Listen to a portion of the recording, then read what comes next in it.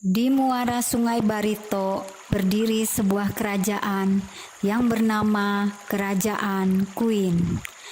Kerajaan Kuin memiliki seorang patih kerajaan yang sangat tangguh, arif, dan bijaksana. Patih itu bernama Datu Pujung. Suatu ketika di lautan yang luas, datanglah sebuah kapal besar dari negeri Cina yang disebut Jung. Kapal besar tersebut kemudian berlabuh di dekat muara Sungai Barito. Mereka menetap di perahu sehingga para penduduk dan pihak kerajaan tidak mengetahui maksud kedatangan mereka. Hal ini membuat raja curiga. Ia pun memerintahkan Datu Pujung untuk menyiapkan pasukan kerajaan.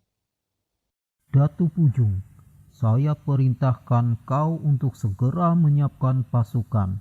Mungkin saja mereka tiba-tiba menyerang kerajaan kita.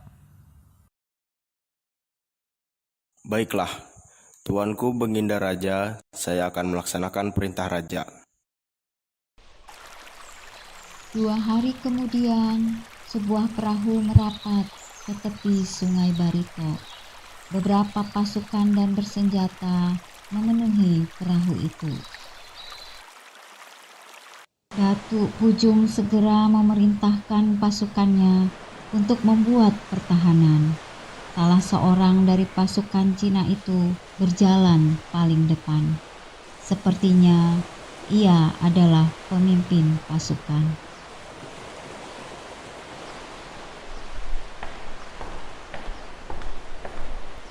Kami adalah utusan dari kekaisaran Cina yang ingin menguasai negeri ini. Sebaiknya kalian menyerah sebelum pertumpahan darah terjadi. Apabila kalian menolak, negeri ini kami hancurkan. Siapapun yang melawan akan kami bunuh. Sementara yang tidak melawan akan kami jadikan budak. Tenang kawan, tidak usah terburu-buru. Jika kalian ingin menguasai negeri ini silahkan saja. Namun, kalian harus mampu melawan kami. Apakah kalian sanggup? Sombong sekali kau belum tahu siapa kami.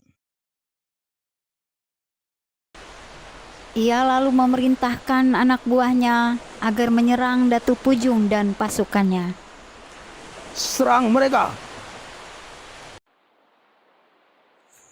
Namun, belum sempat anak buahnya menyerang, Datu Pujung dengan cekatan menangkap pemimpin utusan itu dan meletakkan pisaunya di leher orang itu sebagai ancaman.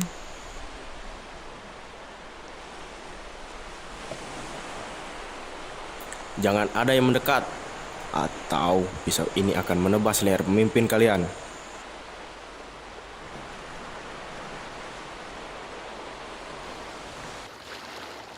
Kerajaan kami adalah kerajaan yang mencintai perdamaian.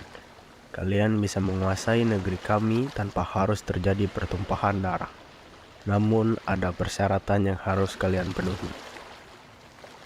Persyaratan apa itu? Kalian telah menambatkan perahu kalian pada batang pohon uin. Apabila kalian mampu mengangkat pohon itu ke sini dan membelahnya menjadi 2, seluruh wilayah ini boleh kalian kuasai. Namun jika gagal, kalian harus meninggalkan negeri kami. Datu Pujung melepaskan si pemimpin utusan. Itu adalah persyaratan yang sangat mudah. Aku bahkan bisa melakukan seorang diri. Apakah kau yakin hanya persyaratan itu yang kau ajukan?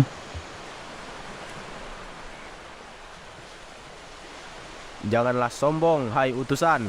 Lakukan saja permintaanku.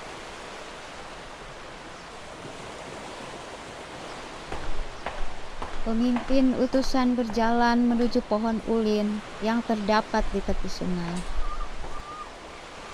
Ia berusaha mengangkat pohon ulin itu, namun usaha itu sia-sia. Pohon itu tetap tidak terangkat. Mereka mencoba membelah batang pohon itu menjadi 2, namun lagi-lagi mereka gagal. Para utusan dari Cina itu heran. Mereka tidak habis pikir, mengapa senjata mereka tiba-tiba tidak berguna. Akhirnya mereka pun menyerah. Sesuai dengan kesepakatan, mereka harus segera kembali ke negerinya.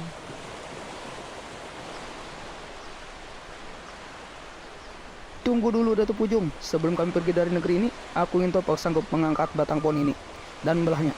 Jika kau sanggup, kami akan segera pergi. Tapi jika ternyata kau juga tidak sanggup, kami tidak akan pergi dari sini. Baiklah, jika itu yang kau inginkan. Datu Pujung berjalan mendekati pohon ulin itu. Ia mengangkat pohon itu hanya dengan sebelah tangannya. Kemudian dibelahnya batang pohon itu menjadi dua dengan parang bungkulnya.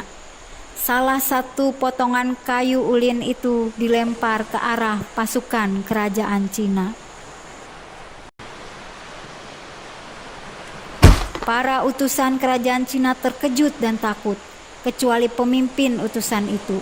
Dengan jengkel, ia segera memerintahkan anak buahnya untuk meninggalkan negeri itu.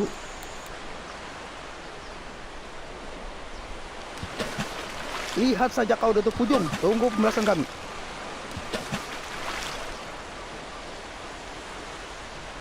Kalian memang tidak bisa diberi hati.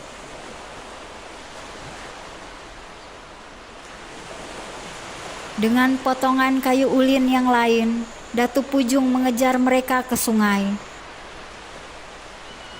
Dalam keadaan kejar mengejar, Datu Pujung tiba di bagian belakang kapal dan melubanginya dengan sebilah pisau kecil pada bagian lambung kapal. Lama-kelamaan, lubang itu semakin membesar dan air masuk semakin deras. Jung atau kapal besar beserta seluruh pasukan Kekaisaran Cina tenggelam. Batang-batang kayu yang hanyut di sungai dan endapan lumpur menimbun kapal besar itu. Timbunan itu membentuk sebuah delta. Delta itu lama-kelamaan menjadi sebuah pulau kecil.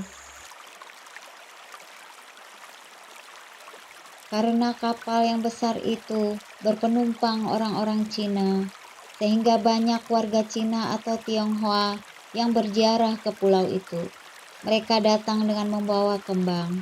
Hal itu menyebabkan banyak kembang yang bertumpuk di pulau itu, sehingga pulau itu pun sekarang dinamakan Pulau Kambang.